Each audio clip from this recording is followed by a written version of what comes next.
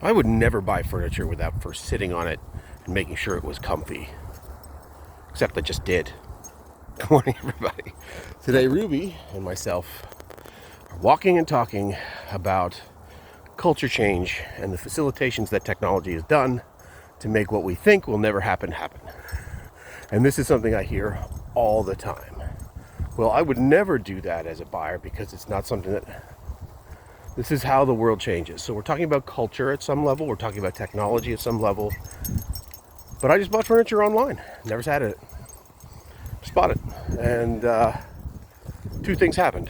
One, the process was de-risked for me. So if I didn't like the furniture, I had a very small window of time to arrange a return of the furniture if it didn't fit whatever I needed. So that de-risked the purchase for me. The second piece was the technology allowed me to do it seamlessly. I could check reviews, I could get the sense of the material and the sizing and and suddenly that was a less risky endeavor. And this has been happening since the dawn of the internet, but the dawn of time, but the dawn of the internet. So how many of us prior to March of 2020 had ever purchased groceries online?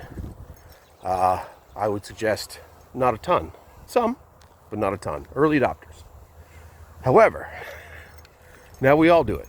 And that is the juncture of technology and risk. But I need to touch and feel the cabbage before I buy it. Well, no, you don't. You really don't. You can, but you really don't. So it's understanding the impacts of this. And some of this is demographics. Some of this is understanding that certain buyers for whom, human beings have a really hard time making change, but we all do. Change happens very slowly and then all at once. This becomes the functional way we want to look at the problem of people. And people are the issue. There are tools, there are technologies, there are things to help us do whatever it is we need to do, to help us research what we need to do, and then de-risk a process. And so this is why I keep saying, at some point, B2B buying will become B2C buying. The stakes will go up. Now I'm not paying $2,500 for furniture.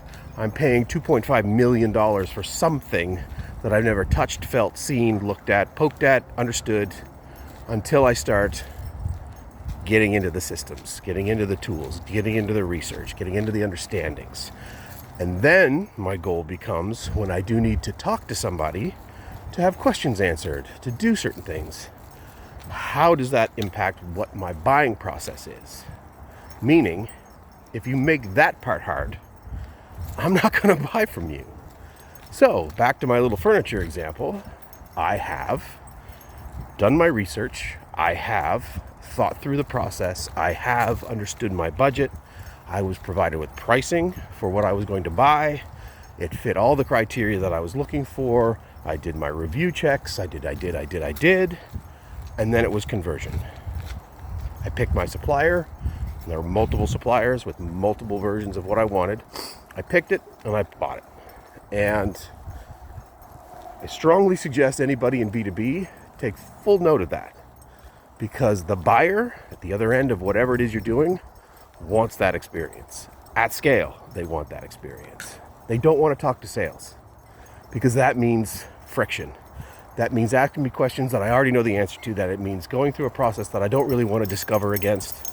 I just want to do the thing because I've done my research. I've talked to the professionals. I understand what's going on. My buddy around the corner who does the same thing told me that this company's better than that company, better than blah, blah, blah, blah. Great. Let's go. This is how the world is going to move and change.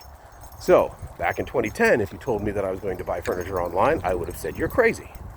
You're crazy. This is not happening. I got to put my butt on it. I got to sit on it. I got to put my feet up. Not anymore. No. So, the world is changing. Things are happening quicker than people understand. The tools, the AIs, the whatevers are going to make it so much easier and better and faster. The de-risking of the process is what every company should be thinking about right now. You're not going to deliver me a nuclear reactor and then have me say, oops, it's too small. Of course not. That's just not how the world's going to work. However, Me as your buyer, I might want to do all my research, do all the stuff I need to do to know exactly what I'm buying up until the point we get to specifications and whatnot. So, doesn't mean I'm going to buy a nuclear reactor online. Fair enough.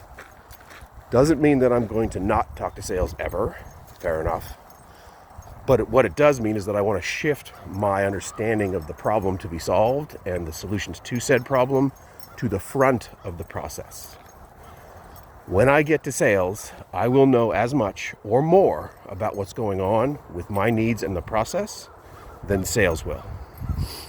And that is not sales' fault, but that's how it works. So all of this cold outreach to talk to somebody who might someday do something, like, this is meaningless. This is meaningless in 2024 and beyond.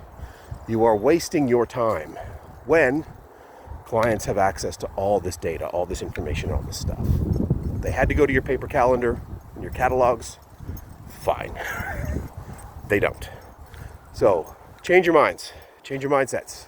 Think differently about what buyers have access to, think differently about how people are making decisions. Understand that buying furniture online is easy. Look at your industry. Make it easy. Once you make it easy, or as easy as you can make it, you're going to win. Because if everybody else is making it hard, holy mackerel, you win. All right, enough for today. Ruby says, culture says we're shifting things in a different direction. You better keep up. Have a great one. Walking and Talking with Ruby.